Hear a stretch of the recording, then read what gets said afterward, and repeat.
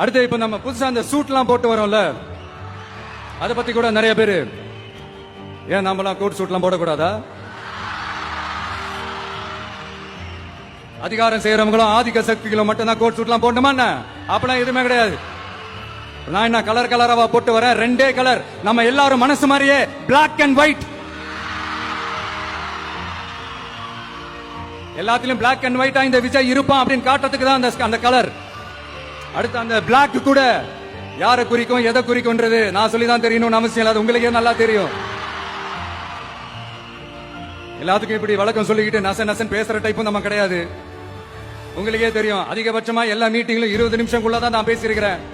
அதனால இப்ப மக்கள் என்கிட்ட என்ன சொல்றாங்க அப்படின்னா, இந்தப்பா விஜய், நீ எங்களுக்காக உழைக்கிறதுக்காக வந்திருக்கிற, அந்த வேலையை மட்டும் பாரு, உன்னை பத்தி பேசுறவங்கள நாங்க பாத்துக்கிறோம்.